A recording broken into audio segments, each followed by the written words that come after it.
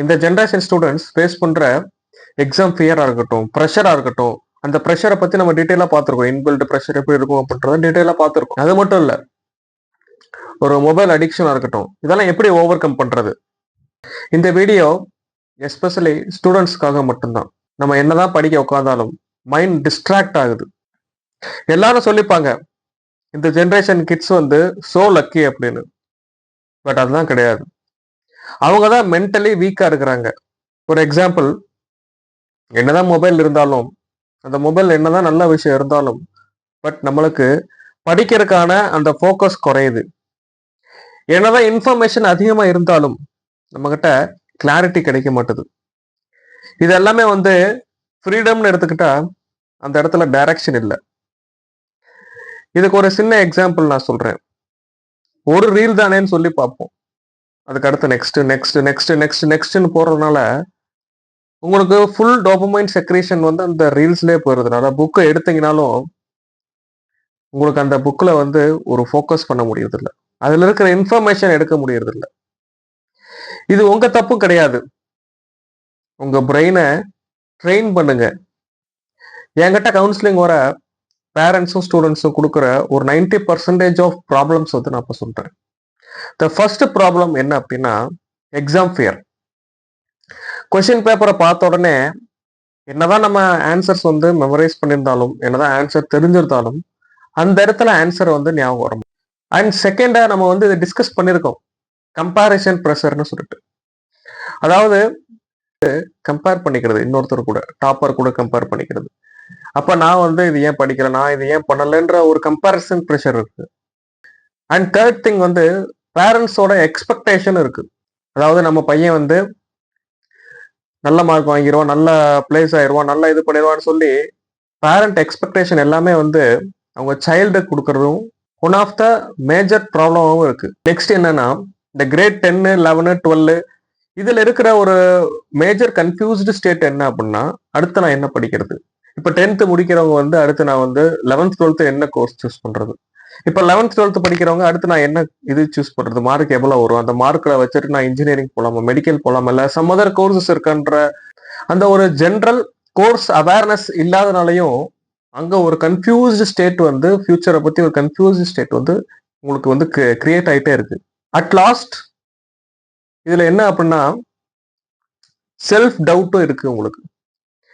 ஒரு எக்ஸாம்பிள், இது என்னால பண்ண முடியுமா, இவ்வளவு மார்க் வாங்க முடியுமா, இது இது என்னால முடியுமா முடியாதா அப்படின்ற ஒரு செல்ஃப் டவுட்டும் உங்களுக்குள்ள இருந்துகிட்டே இருக்கு. அதுவும் ஒன் ஆஃப் த ஒரு மேஜர் தான். இப்ப நான் சொன்ன அந்த 5 ப்ராப்ளமே வந்து 90% ஆஃப் பேரண்ட் ஸ்டூடெண்ட் என்கிட்ட சொன்ன ஒரு ஸ்டேட்மெண்ட்ஸ் தான்.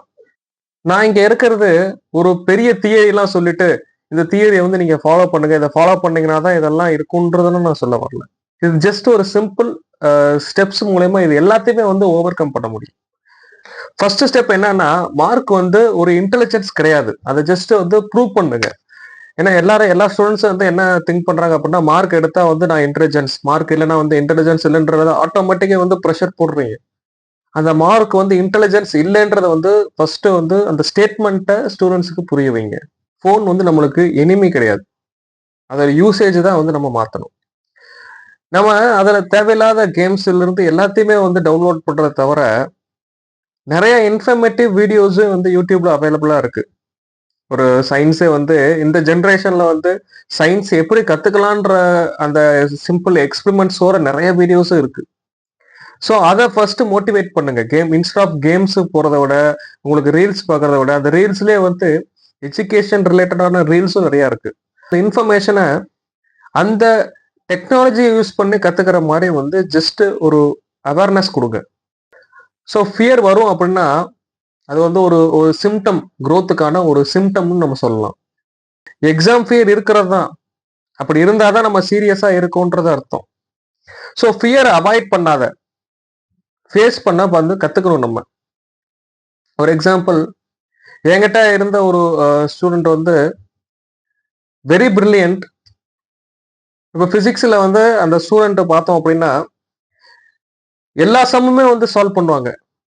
பட் அன்பார்ச்சுனேட் என்னன்னா, எனக்கு வந்து மேத் வராதுன்னு சொல்லி அவங்களுக்குள்ளேயே அவங்களே வந்து ஒரு ஒரு பில்ட் பண்ணி வச்சுட்டாங்க, எனக்கு மேத் வராது அப்படின்னு.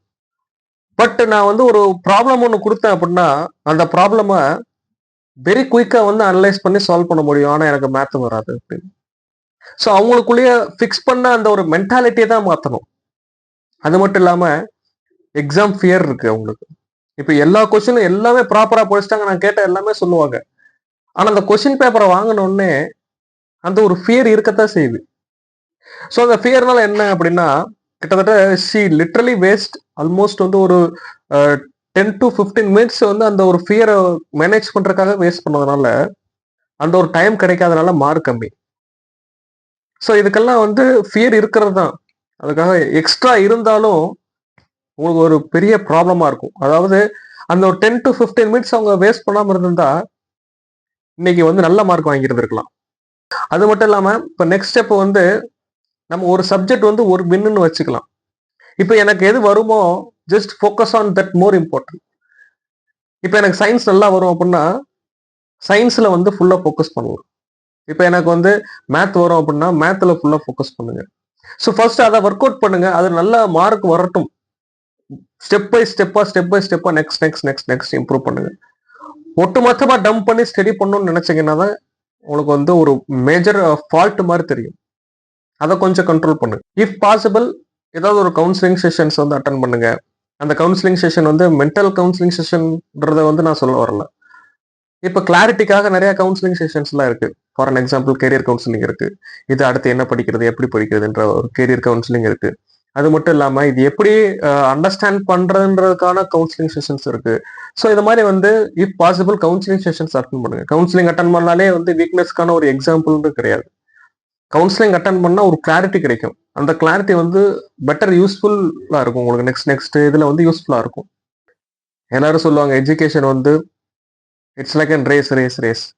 இப்பயும் சொல்றேன் education is not a rest. இப்பயும் சொல்றேன் எஜுகேஷன் வந்து ஒரு ரேஸ் கிடையாது. It's a journey.